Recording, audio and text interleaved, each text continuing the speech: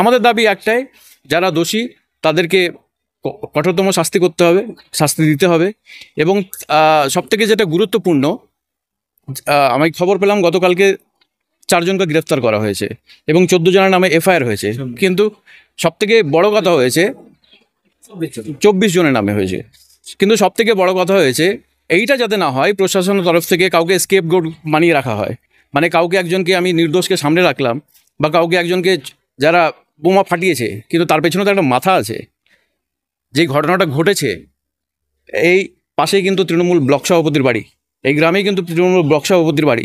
কার ইঙ্গিতে হয়েছে সেটাও বের করতে হবে, কারা মাস্টার মাইন্ড, কারা এই অর্ডার দিয়েছে তাদেরকেও বের করতে হবে, এটাই দাবি। এখানে কালীগঞ্জ উপনির্বাচনে যিনি জিতেছেন আলিফা আহমেদ, তিনি প্রতিনিয়ত ভোটের কদিন ধরে ঘুরেছে, কিন্তু নির্বাচনে জয়ী হবার পরে এই ঘটনা ঘটেছে, এখন এই পরিবারের সঙ্গে দেখা করেনি না। তাহলে বুঝতে পারছেন আপনি মানসিকতাটা কোথায়? এই কালীগঞ্জের লোকেরাই তো তাকে ভোট দিয়েছে, এখানকার নিশ্চয় অনেকে ভোট দিয়েছে তাকে। তাহলে মানুষের ভোটে তিনি জয় হলেন, মানুষের তারই এলাকায় একটা যখন বিপর্যয় ঘটেছে তার পাশে দাঁড়াচ্ছেন, তাহলে তার থেকে আর কি এক্সপেক্ট করবেন? এই যে 6 মাস 8 মাস তিনি বিধায়ক হিসাবে থাকবেন, তার থেকে কী আশা করা যায়? আজ একজন মায়ের কোল খালি হয়ে গেছে, তার তো সব থেকে প্রথমে তারা আসার কথা ছিল, কিন্তু তিনি আসেননি। তিনি একটা দেখলাম যে ভিডিও বাইট দিয়েছেন, তা আমরাও তো সেটাই চাইছি। একটা 9 বছরের শিশু যে বুঝলই না এই পৃথিবীতে সমাজতন্ত্র কি, এখানে কি পাপ কি পুণ্য কিছুই বুঝলো না, একটা নিষ্পাপ শিশু, তাকে নিজের প্রাণ হারাতে হলো শুধুমাত্র এই নোংরা রাজনীতির জন্য। তাদের বিরুদ্ধে তো কঠোরতম শাস্তি দিতেই হবে, নাহলে আগামী দিনে এই ধরনের যারা সন্ত্রাস চালাচ্ছে তারা কিন্তু আরও তোল্লা পাবে। বিগত দিন থেকে এটাই হয়ে আসছে বলেই আজকে পশ্চিমবাংলার এই দশা হয়ে গেছে। খুব মর্মান্তিক ঘটনা, পেছনে আপনারা দেখতে পাচ্ছেন মা কীভাবে কান্নাকাটি করছে। এবং এটা একবার নয়, এটা বারংবার, মানে পশ্চিমবাংলার বুকে ভোট এলেই রক্তপাত হয়, প্রাণ যায়, মায়ের কোল খালি হয়। আমরা যারা বিরোধী দল করি এই পশ্চিমবাংলার বুকে দাঁড়িয়ে, আমরা প্রত্যেকবার প্রতিটা নির্বাচনের আগে প্রশাসনের কাছে যাই, তাদেরকে লিখিতভাবে অভিযোগ জানাই যে শাসক দলের কাছে বোমা রয়েছে, শাসক দল না হোক, এলাকাতে বোমা আছে, অস্ত্র আছে, সেগুলোকে উদ্ধার করা হোক। কিন্তু তা সত্ত্বেও এটা কোনোটাই হয় না। প্রতিটা নির্বাচনেই বাংলার বুকে মায়ের কোল খালি হয়।